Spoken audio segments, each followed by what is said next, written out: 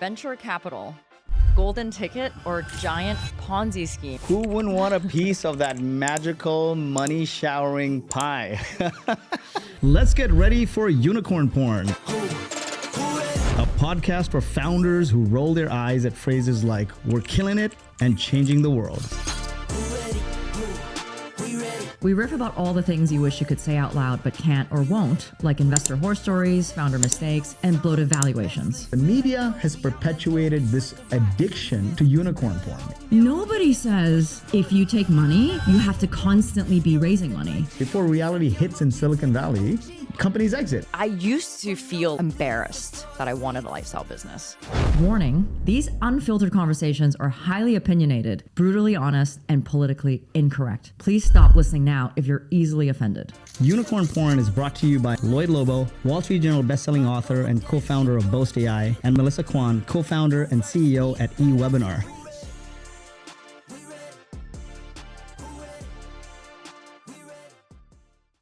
I'm going to start this episode by telling you a story that my husband doesn't even know.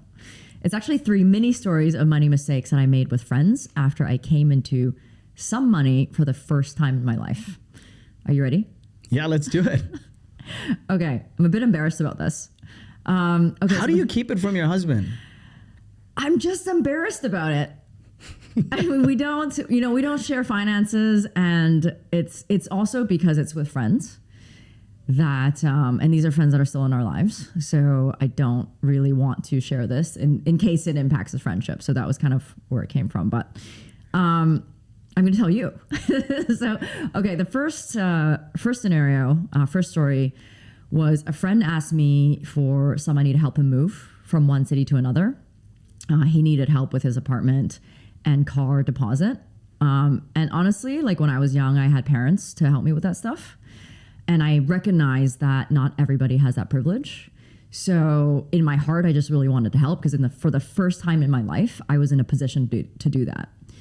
And he said that he would pay me back within a few months. He was getting a big tax refund. There was no reason for me to doubt that. I was happy to help.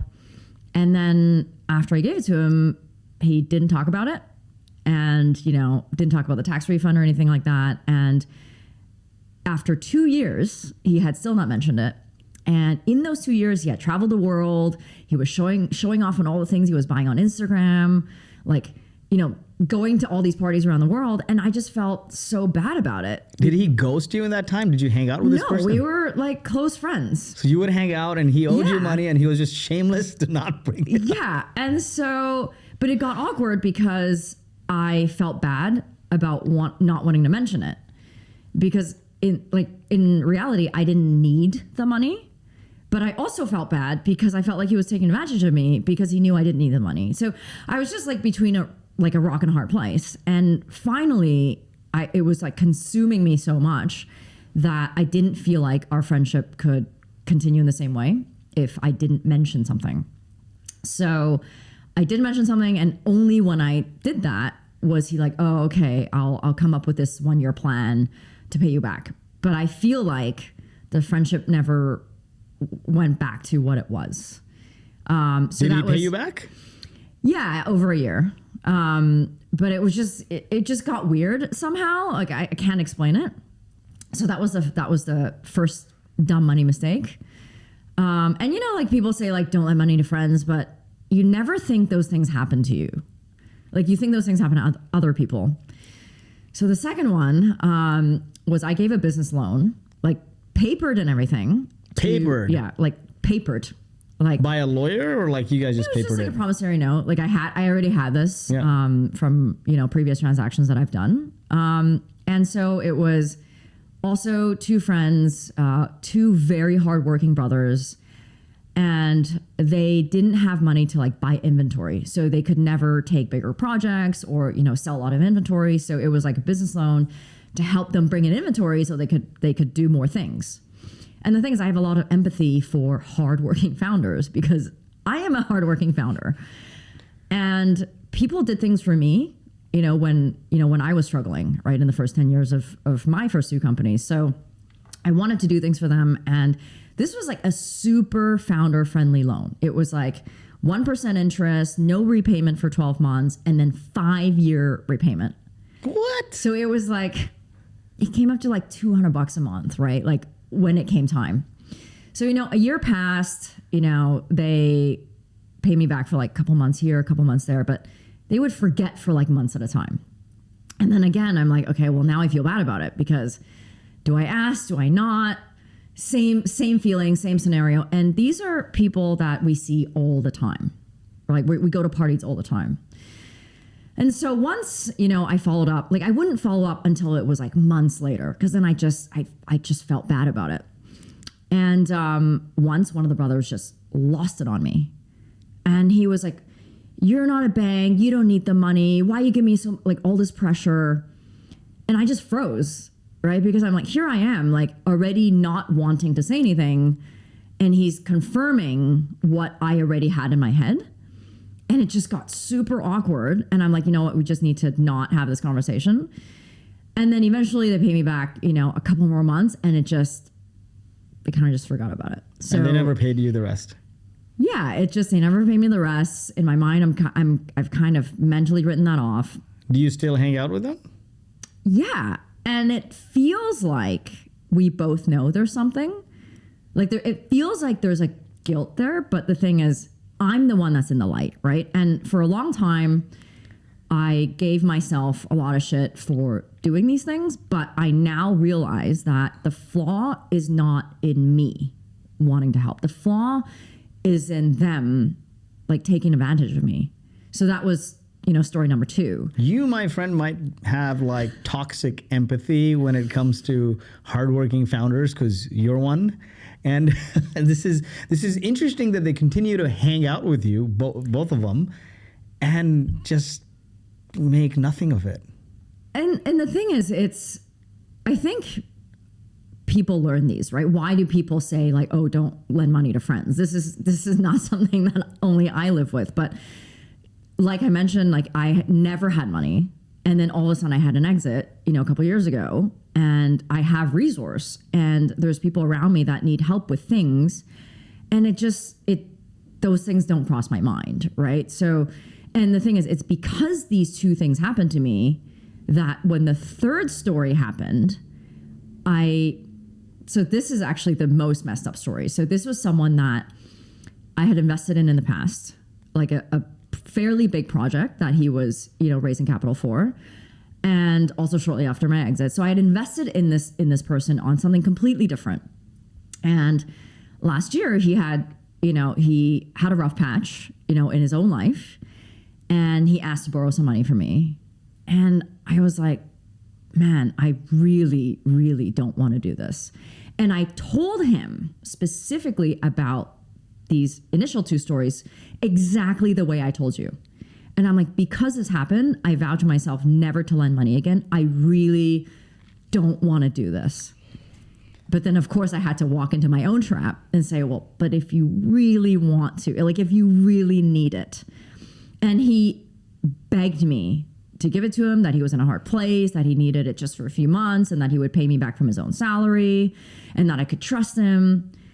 And of course, I did it, and then he didn't mention it again. And then 6 months go by, and I'm like, hey, by the way, you never mentioned it again, and I told you, you're doing exactly what I told you I was trying to avoid. And he was super apologetic. And then at that point, he was like, well, I don't have the means to pay you back right now. And I'm like, okay, well, here it goes again. But you got to understand, like the only reason I gave that loan was because I had money tied up with him somewhere else. And then I didn't want any bad blood between me and him. So I felt like I had to because I wanted to save my investment. And then a few months ago, he texts me about how stressed out it was making him that he owed me money. And he just put it on you. And I'm like, and I just lost it on him. And I'm like, are you serious right now? Like, not only did I tell you that I didn't want to give it to you, you begged me for it, and then you didn't mention it. And now you're telling me you're stressed out that you owe me money. Am I the best audience for this? Like, what the heck is going on? And then he was apologetic about it, but I'm like, this is so strange, right? How people think about wealth and your money. But these were my 3 dumbest money mistakes. What happened to the investment you made in his company? Hopefully one day I will get it back. Is that still going? That is still going. Hopefully one day I'll get it back, but it's not today. You know what's interesting is growing up, I saw my dad go through this a lot. We weren't wealthy. Relatives and friends, salary time, would ask him for money, to borrow money. It's like you never have money, and then when you do or you win the lottery, it's like shit attracts flies. You have charities and friends and family members who want something. People would borrow money from him, and it would just sour the relationship. They'd feel awkward, so they would just stop showing up. One of his uncles borrowed a lot of money from him, and my dad was an executive chef at a prestigious hotel. And this person, because my dad would just avoid him, he would show up in shambles to his office, like, torn clothes, bathroom slippers, disheveled hair. The whole dog and pony show. Yeah. That's ridiculous. My dad, to get out of the embarrassment of like, hey, your uncle keeps showing up to the office, he just gave him the money. From the time he took that money, he never came around us, right, for the last 25 years. So I made this rule that I will not lend money to friends or family. And if I do, I lend money knowingly that it's gone. I have mentally written it off as charity, that I'm not going to expect it back. But the one thing that actually I've been burnt on is also like hiring friends and hiring family members. It's the same thing. Because of your personal relationship, it's easier for them to take you for granted. It's always like, oh, it's my friend, it's my relative, they'll understand. Yeah. You would think it's the other way, right? You would think that if it's a friend or a relative, they would work harder. Doesn't happen. To make you proud. Sometimes it happens. Because I do also hire family and friends, but I think 80% of the time, it doesn't work out. And then emotionally, you can't let them go, and then it's weird, and you drag it out for too long. This happens. So my top money mistakes, right? So all of my life, I was like piss poor, I guess, because we started Boast. I was on unemployment, and my wife was a resident. And residents make like what, $50,000 a year. We're living in San Francisco Bay Area, EI and resident salary. And over time, of course, she became a physician. She supported the family, did multiple projects, made no money. Hit the lottery in 2020, growth equity firm, bought 52% of the company. My biggest mistake was paying millions in taxes. I didn't know better because I didn't educate myself on, there's like loopholes to cover loopholes. And I took advice from 2 accountants. One was our company's tax accountant, big firm. Another was my personal. I was recently listening to the My First Million show with the founder of Carry, and Carry's a product that helps people save on taxes and create wealth. Talked about putting your money in these government easement properties and just leaving it there, or transferring that equity into another startup so you don't have to pay taxes. You'll eventually have to pay taxes, but hopefully the gain you made by putting that money in another vehicle will net you out. We spend a lot of time talking to accountants and lawyers and bankers, and they are traditionally risk averse.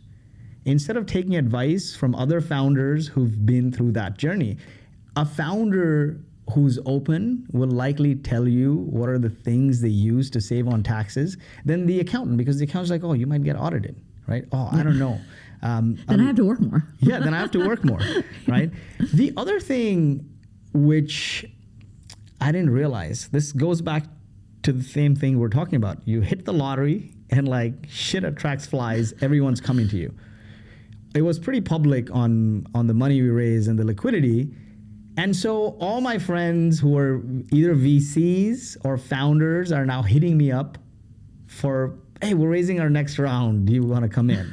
Like, VCs are raising their new fund. And at the time in 2020, a lot of my friends who were either professional executives in companies or exited founders were starting their own funds. Like I think 2020, 2021 saw a record number of new funds, right?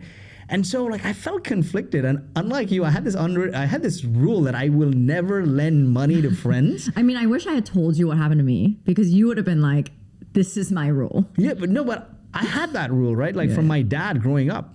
But investing in somebody is not lending now, right?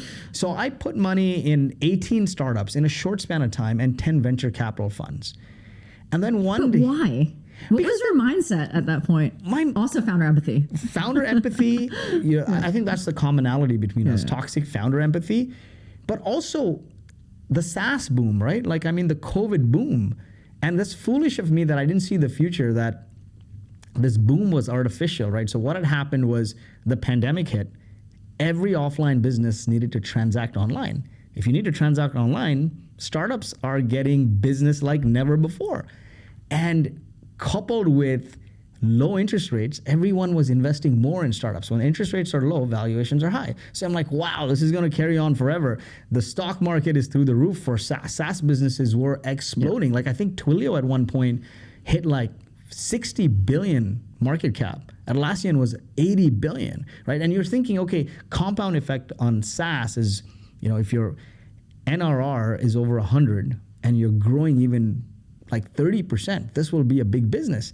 And so fell in love with the founders, of course, all friends, invested money in them, funds as well. What I didn't realize back then was I'm locking my money for a long period of time. And basically it's a gamble. It just assume that it's gone. My banker called and the first thing he tells me is, Lloyd, you won the lottery and you're buying more lottery tickets. The rest of your wealth is tied to a startup. Why are you buying more lottery tickets? And Jason said the same thing. He actually told me what are the index funds he invested in, a third. But he's like, if you look at all these index funds, they are up 30, 40% this year. And over a time horizon of 10 years, they're returning 10%, 15% on average. Startups are not liquid. You put it in an index fund, in a treasury bond, you take it out. Cash is king and queen. Yeah, I mean, the problem is everybody talks about making more money. You should go and make more money, right? Make $1 billion. Nobody tells you what to do after you have the money. And it happens to everyone. Like, I didn't have a huge exit. Like, it was okay. Like, I'm an SDM. It's a single digit millionaire. And in San Francisco, that's like the bottom of the barrel. Like, I am a low SDM. I think I do not know anyone in San Francisco that's not an SDM. Well, yeah. So I'm like the commoner, like at Starbucks.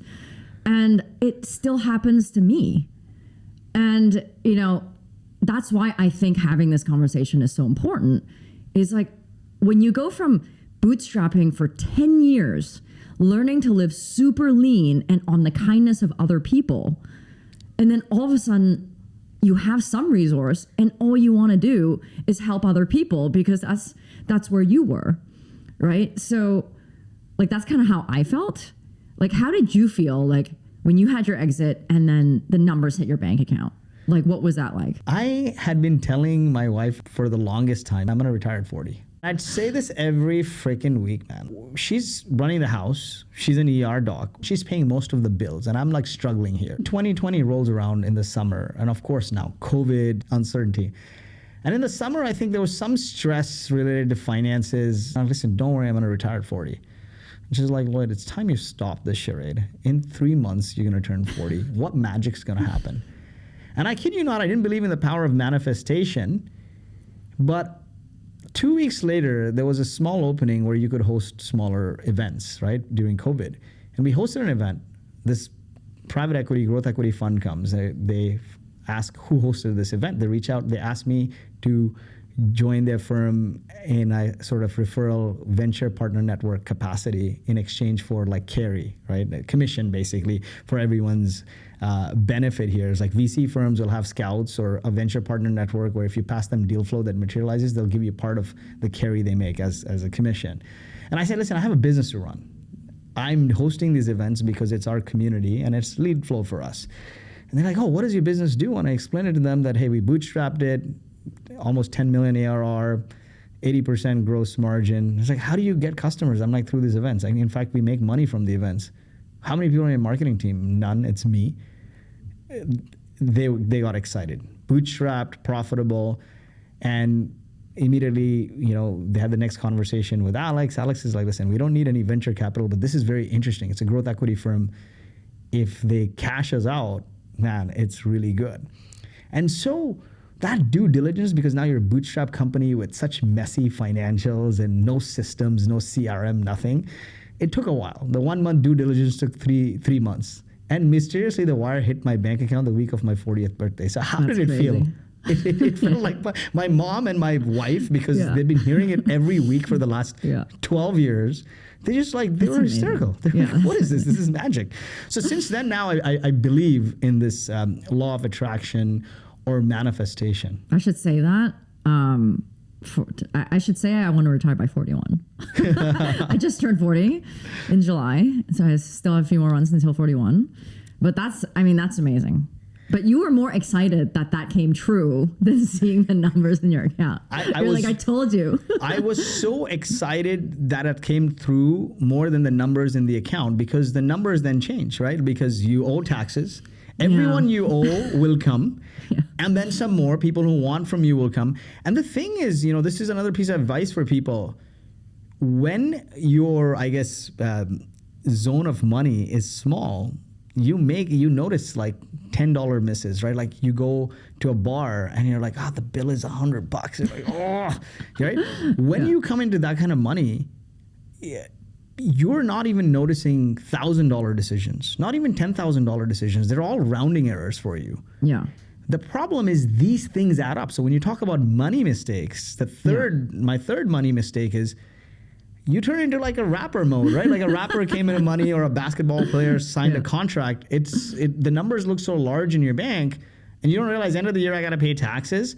But every little spend, is eating away at that money. But what were you spending money on? Like what ridiculous was Lloyd the things, rapper? like a 3-carat diamond ring. Which is small for Dubai. I wasn't in Dubai at the time. But, a lot of people say, you got to be, if you're flashy, you don't have money. I think that's BS, right? You got to find the things that bring you joy and do it, right? How you spend your money is your joy. It's your joy. Happiness. It's your rich life, right? I spent very little on things, actually, right? Maybe some jewelry for the family. Mostly spent on experiences and things. So we lived in a very expensive condo on the Palm in Dubai. That cost like $15,000 a month, right? Yeah. That was very expensive. I don't think anyone would spend that. So things like that. Ate well, traveled everywhere we possibly could. Put the kids in the best possible school, some of the things I didn't believe in that my wife said, we didn't have it and let's give it. But I think, again, I'm not single. It wasn't Dan Bilzerian, booze, babes, and blow kind of thing. But we spent on things that we thought we never could access, and we did them. And one of the things I recommend is, budget it. And do it. The worst thing is you save this money. A lot of people never come to terms with when is enough, right? Yeah. And so they keep chasing and chasing and chasing, and then they get to a point where they're not functionally able to enjoy that money, and they leave it behind. Yeah, there's that mentality of lack versus abundance, right? But you bring up a good point where, you felt, I guess, I don't know if it was guilt, but guilty for showing off, or people say these things. I think people paint a very negative narrative around money. Money is the root of all evil. You should work for your passion. Why is that true? Why does it have to be true? It makes it seem like if I work for money, then I don't love my job enough, or that I am evil, right? I think in order to be financially successful, you have to embrace your desire for financial success. So when people ask me, what do you do this for? What gets you up in the morning? Well, I like the money.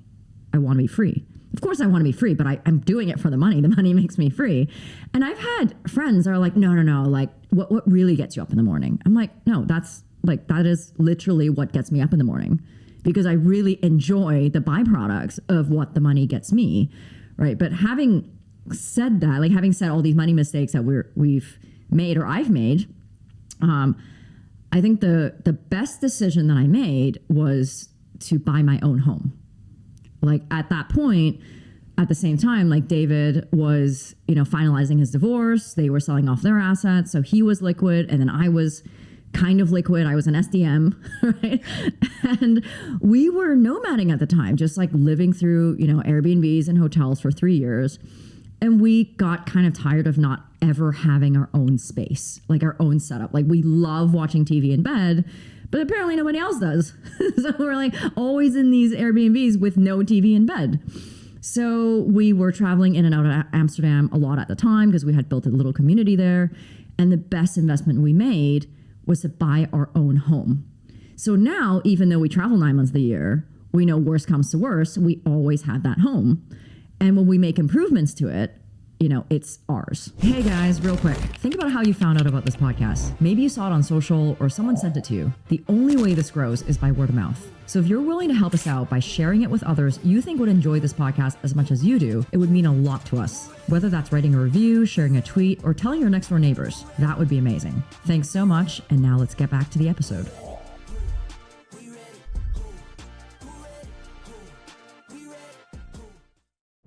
And you rent it out when you're not there, or no? We don't like people touching our stuff. What's funny is I have a different opinion on your primary resident, right? A lot of people say it's my best investment. I don't think of your primary residence as an investment. My wife disagrees. She thinks like even if we go broke because I decide to go booze, babes, and blow, which I won't, she says we got a house in SF that has like doubled, and we bought it at a time where we were literally, we barely had any money, but she's like, we'll make it work. What they say is if you fly first class once or twice, you'll do everything you can to maintain that lifestyle. So we bought a house on her insistence in a gated golf course community in the Bay Area. And I'm like, we can't even afford this. She's like, we'll make it work. Yeah.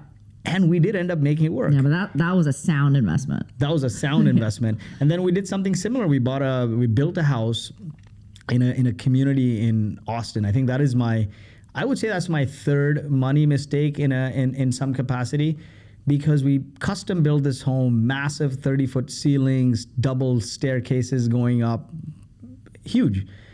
And then when we moved there, it didn't feel like a home. Yeah. I'm like, what is this? My kids are in some room. I don't see anybody. It just didn't feel like it, text right? each other. Yeah, you text each other. You can't even hear it can't even hear each other if you scream from one end to the other. And I just didn't feel right. So we rented it, and we ended up moving to Dubai, to a place much smaller but on the beach. And I came to realize that things don't contribute to your happiness. Experiences do. Right, like the environment does. And to your point earlier on this abundance, right? I think if you feel positive, you will attract positive. And I feel like in an empty, large home with no people around you, and I guess I'm just a community person. All my life I'm surrounded by people. It just didn't feel like, I think my mind became a breeding ground for negativity because I had just left the company. Yeah. I lost my identity. The money didn't matter because I'm sitting here in this big house staring at the walls every day. Contrast that with moving to Dubai, my quality of life 10x, right? Live on the beach, smaller house, we're in each other's faces all the time, walk to dozens of restaurants. There's a track where you can paddle and you can volleyball and work out. And I think that changed my perspective on life in a big way. And I think what you're saying is not money, right? So you said, I wake up every day for money. I don't think so. Yeah. I think you have it's purpose. People wake up for a purpose, and that purpose is not money. Because money in and of itself is meaningless if it's like, okay, I'm at 1, I want to hit 10. You wake up one day when you see 10, your bank account's 10, you're like, now I want to hit 50. And then you keep grinding till you hit 50. At 50, you say, I want to hit 100. And now all of a sudden you're 65, 70, you can barely move. Yeah. I don't think that's the purpose, right? Your purpose, in my view, is to live the life you want to live, like do what you want, where you want, with whom you want, when you want, in your prime. do the things that bring you joy without being answerable to anyone. And that's exciting to wake up to every day, right? And I didn't have that perspective. My purpose was Bo's purpose. But when I left the day-to-day and lost my identity, coupled with almost dying of COVID, my purpose became family, fitness. Anything that brings me closer to it, I'm all in. Anything that takes me away from it, I'm gone. And so a lot of people say, how can you do nothing? You can do whatever you want and wake up smiling every day as long as you feel connected to that purpose. Yeah, I mean, I think what's interesting thinking back is my relationship with money has always been so weird because I'm Chinese, very, very traditional Chinese family. You're supposed to marry rich. You know, you're supposed to be in a profession that pays you like, you know, some fixed paycheck, but like, you know, investment banker, doctor, accountant, like you name it. So that was the environment that I grew up in. And my dad, you know, I think they were like middle class, right? We never paid for our own tuition. I always felt taken care of, but not wealthy by any means. But he loved stuff, right? We were in a culture where you are defined by your things. And I was always told that, like your people will judge you by where you live, your watch, your shoes, your car. And he would buy Robb Report, you know, Robb Report, like the luxury magazine. Yeah. And he would flip through it with me to show me all the things that I could have if I had money. And this is a magazine with like the yachts and the islands and the price tags are all beside. So I grew up with this need, this hunger for money and ego and be recognized. By the things you by the carry. things, right? Because I didn't have those things. And I was told that those things make you cool, a good person, right? And society's definition of what cool is. And so I ended up, you know, starting a company, and there's no faster way of losing all your money starting a startup. And in bootstrapping and learning to be really lean, I learned that none of those things actually matter. So while I started a company, my first company, to be rich, I only wanted to be free. And what does that mean? No alarm clocks. I live on my own schedule. Right? I want to go to any party, any wedding without asking for days off. Right? And the things that I care about are community and having fun and travel and experiencing different cultures. But let's be real, right? Like the money is what enables that lifestyle. Exactly. So the purpose is that lifestyle. And I think you encapsulated success really well, at least for me. Because for me, until almost dying of COVID, the definition of success was you have tens of millions in your bank account, right? And then when that incident happened, it lost its meaning. I'm like, if I'm gone, who has this money? I didn't even spend the time, right? See, what we do a lot is we're proactive at work. We want to please the boss and the PowerPoint presentation and please our customers. We're so proactive with the business or at the work. We're not proactive with our own wealth, with our own health, and with our own relationships. That is number one. But when the time comes where you lose this identity or lose your job, those are the only things that matter. If you don't have savings or investments, then you got to find another job. And if you don't have your health, then you can't even work probably, right? And so I think that is key. And I observed this happen to a lot of relatives of mine. And so that was a key thing. That purpose, I think what you're chasing is very, very important, which is freedom. But I think what's interesting in hearing you speak is when you're emotionally detached from the money in that way, because we're attached to the experience, the love, the joy, right? The byproduct. Like, and you talked about people who grind for the number. So it's those people that are less likely to make money mistakes, right? It's people like us who aren't focused on the number. We're focused on sharing the joy. This is why the mistakes are made. This is why we lend money to friends and, put money in startups that are run by our friends and, not really thinking about our own lifestyle. But I want to actually go back to the house thing that you brought up, because your house in Austin, it's not a primary residence, right? Your house in San Francisco, that's a home. Like that was your first home. Your house in Austin was like your rapper buy. It was a rapper buy. We have a lot of friends in Austin, but not to the level of the San Francisco Bay Area, because we moved to the Bay Area in our 20s, and career friends, startup friends, family friends, everyone, like our kids were all born there. So it was a home. The rapper buy didn't feel like a home. But nonetheless, I still think it's a bad investment for this reason. Austin property tax is extremely high. So I'm paying like something like $30,000 in property tax. The mortgage is low because we locked in a 30-year mortgage at 2. But after even renting that house for double the mortgage, right? With the property taxes, I make $500 a month. Yeah. What's the point? If you have like $1 million sitting in a property that's earning you $500 a month, you can take that money and dump it in the S&P 500. The S&P 500 year to date is probably up like 15, 16%. A lot of people get emotionally attached to things. If you factor in the property tax and then you look at the rent you're getting from it, it's $500 a month. You've locked in a bunch of capital in there. Then you got to ask yourself, is this home going to grow significantly? And if it's hit a local maximum and you don't see a significant gain, then it's losing. You may as well get out of it and put it in the S&P 500. That's my view. But this is a really interesting view, right? Because it's so contrary to the social norm of owning a home, right? I grew up with my parents saying you need to own a home, right? Like if you're, responsible people own a home. Responsible people, adults, don't pay rent.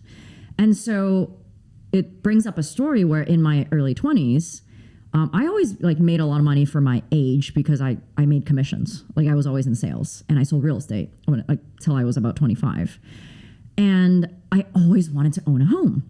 But nobody tells you how expensive it is to own a home. Yeah. Your mortgage is step one. So here I am, 25, really wanting to own a home because my parents were telling me that I needed to do that.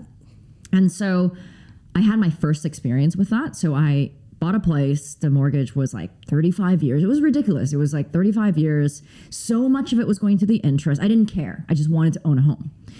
And, I put down like 20%. And then, my mortgage was like 2,500 Canadian dollars. But then there was like, gas, whatever hydro that you pay, and then property tax. But anything that goes wrong with the building, guess who pays for it? Yeah. So here I am, 25 years old.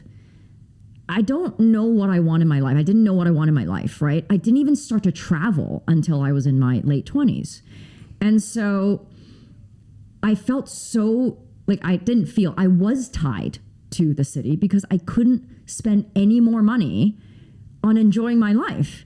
And I looked at myself like only after a few months after owning this place, thinking, is this the rest of my life? You're a slave to that decision. So I wanted to quit my job, but I couldn't. I wanted to go on this trip, but I couldn't. I wanted to upgrade my car, but I couldn't.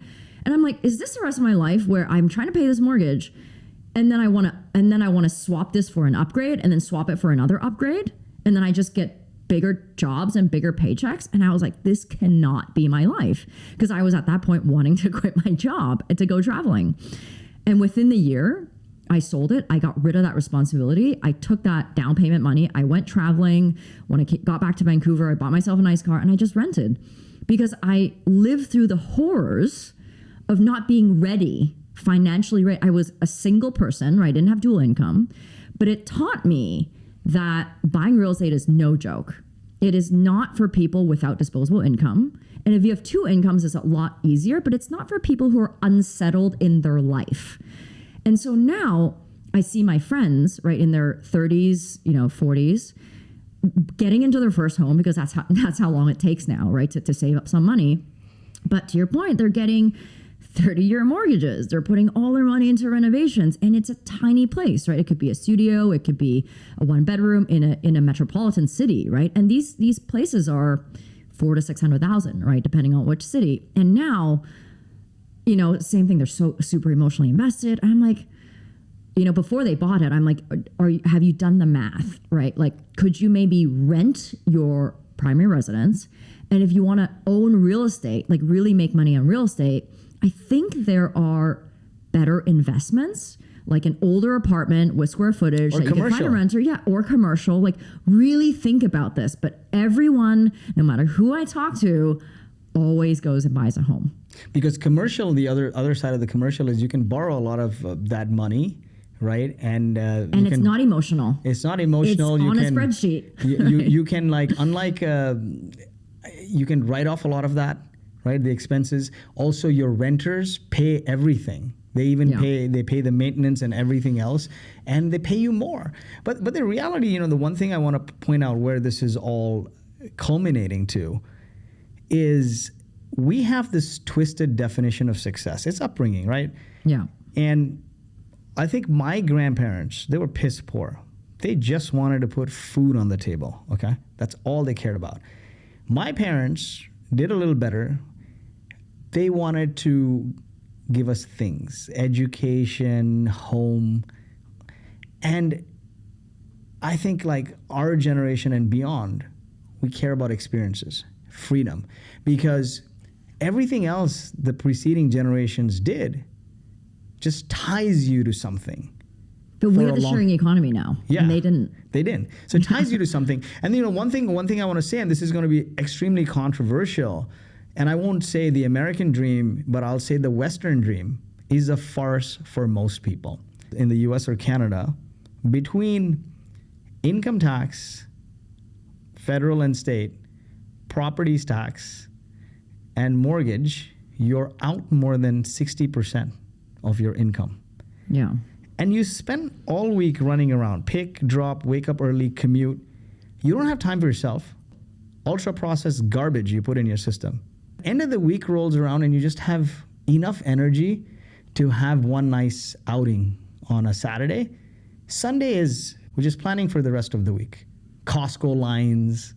They give you just enough vacation, 2 weeks. You go to an all-inclusive where they feed you unlimited alcohol and processed food. That is slavery 2.0, where you don't own your time. You have to work for 30 years to pay the mortgage. You have to commute. You have to eat what they tell you. And you have to take the medications what they tell you. And so you retire at 65 and die at 78, and you have 12 years to live when you're barely functional. And I've seen this for so many relatives and family members that I think ultimately how you spend your money should be a very thoughtful process. And it should start with, what is my personal definition of success? And if that means I can negotiate a remote job and live in Bali, go do it, because you can 10x the quality of life. Right? Why are you tied to this mortgage in San Francisco Bay Area when you can work remote and live in Bali and own a property there? What changes? So what's the solution here, right? Like what should you do to avoid dumb money mistakes? What do you think? I think the first step is treat your health, wealth, and relationships like you treat your business, right? When you say dumb money mistakes, money, the wealth is one part of it. But if you don't use it to improve your health, your relationships, if you're not proactive, you'll spend a lot of money frivolously. Like you'll buy cars over investing in your personal health. You'll buy that home when you don't need it. You'll go or you'll lend money to people. Talk to others who've either exited or who have money and get advice from them on what to do and what not to do. And one thing I'd urge all investors of startup founders, connect them with the best friggin' tax lawyer and the best banker. One of the things our investors did is they connected me with Morgan Stanley, which has been a great bank for me. Even if I need to send a wire, I send them an email or a text and boom, it's done. I used to stand in Bank of America. Imagine, right? You got so much money and you're standing in line in Bank of America to send a wire. And so I think those are the three things. I think get educated on everything to do with finances, investments. There's a great podcast by Ramit Sethi, I'll Teach You How to Be Rich. And just think deeply about what your purpose is. Is the purpose money or it's something else? If it's something else, optimize your money to get you that something else. Yeah, I mean, I think just based on my own experience, I wish I learned this earlier, is like just learn to say no comfortably. Like when you come into new money, you start acting differently, you start being a bit more generous, and people see that and don't be like me to like not know how to say no and like, you know, because you feel bad. It's like a good skill to have. But I like what you said about like just talk to some experts. Like, and that's not really your banker, right? It's friends who've been where you are. Like if I talk to my banker at like a teller at the bank, they'd be like, oh yeah, we've got these 3 mutual funds. Yeah. Every single time I go into my bank, it's always that. Oh, do you want us to connect you with a financial advisor? Yeah, we've got these 5 funds. Is everybody selling these 5 funds? Right. So I like everything that I have because I have PTSD is just in cash. Like it's just which is checking, a big money saving. mistake. Which is a big money mistake. I don't know what to do with it. I'm like waiting to talk to a friend that, you know, is self-made. He's a banker. He invests his own money. And I think he does what you do too. Like just putting it in like certain funds and a certain percentage is kind of like play money. But I'm like waiting to talk to him about like, so do I dollar cost average this or not? But we just haven't had that conversation yet, but it's definitely upcoming. Your biggest money mistake, I'm going to call it out right now, is not the tens of thousands of dollars or hundreds of thousands you lend to friends or invested. Your biggest money mistake is holding a lot of cash for so many years in your bank account. Because what does your bank pay you? Like point something percent? It's negative with inflation, and probably every time you send a wire, it's $40. So it's like meaningless mixed money between index funds and treasury bonds and REITs, and we did some combination of that. The money is growing in relatively safe bets, and I can sell those off at any given time and skim the interest. Get a decent financial advisor. Don't take advice from people who are not where you want to go. Yeah, I mean, I say I have PTSD for another reason. I just remembered that like a couple years ago when everything crashed, like I'm still in the negative from those days, right? So now I feel like, oh, everything that I put money into just like evaporates. But I don't, like, I never put it in anything that was like safe. Like it was just like, okay, well, big risk, big return, or so I'll just put it in here. Everything went down like, I don't know, 30 to 50%. Talk to an investment banker and they'll mix it between index funds and bonds and REITs. And you want to basically tell them that, hey, I want my money to grow in the least riskiest way possible. What can you get me to? 10%. And you may even want to tell them that, hey, I want to make so much passive income from these investments every year. Ask friends for recommendations on who they use for a financial advisor.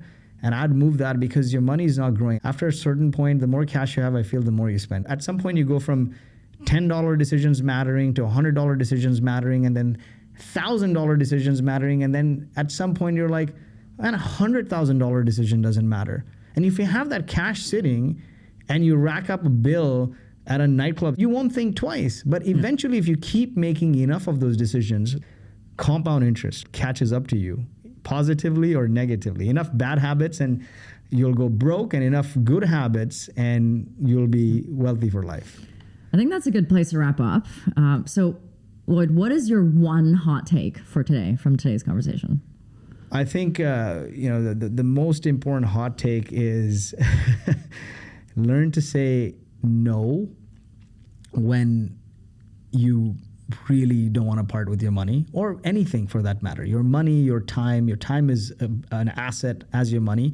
Whenever somebody asks you for a piece of your asset and you don't want to, no matter how close they are, just be straight up. It's a rule. I don't do it. And it's clear. Do not lend money to friends unless you really believe in this person that's going to kill it for you and their team and their idea. Do not invest in a friend because they're your buddy. Treat it like a VC would treat it, right? And that's my biggest hot take, because I think, we made the same mistakes, right? I said, I'm never going to give money to friends. And then as we had this conversation, I freaking invested just a different way. I gave money to friends that are locked up for 10 years, and hey, who knows what'll happen. Yeah. I think my one hot take is when you come into money after not having any, you're going to want to spend it right away. Maybe chill out for a bit. Like just sit on it for a couple months, whatever it takes. Like let that romance go away first. And then maybe talk to some friends and see, what's the smartest way to do with it. Because as soon as you get it, you're going to want to do some cool things. Yeah. And if it's 10 million, if it's 20 million, yeah, you could probably do some cool things. But if you're a low SDM like me, like you don't have that much wiggle room before it starts to dwindle, because there's also a big tax bill. Right? There is a big tax bill at the end of it. So just chill out for a bit, see what happens, and then decide with a clear head how to spend it. Yeah, tied to that actually, I didn't want to change my hot take, but get the best tax advice possible. You should pay the least amount of tax. If Bezos is not paying tax, you shouldn't. Neither right? should you. Yeah, at an SDM level. I'm not saying do illegal things, but optimize so you're not paying taxes. It's money you worked very hard, very, very, very hard for. And find the best possible investment banker that'll work with you at your financial level. Because having cash sitting, the worse than paying taxes, actually just as bad as paying a lot of taxes, right? Now, tax, sometimes you have to make peace with it, that, okay, I have to pay some tax. But even worse is than just leaving it a cash account and not having it grow. Yeah. And that's it for today's episode. If you enjoyed this episode, we hope you'll hit the subscribe button to the Unicorn Porn podcast on your favorite podcast app. Head over to our website, UnicornPrn.com, to see the show notes of every episode. Unicorn Porn is spelled UnicornPrn. That's Unicorn PRN without the O. You can also join our mailing list to be notified of new episodes or when we have hot gossip to share. We promise to only share things you'll actually care about. If you have topics you want us to rip apart, perhaps you got something you always wanted to say but didn't have the cojones to do it, we'll do it for you. Just connect with us on LinkedIn, Lloyd Lobo and Melissa Kwan.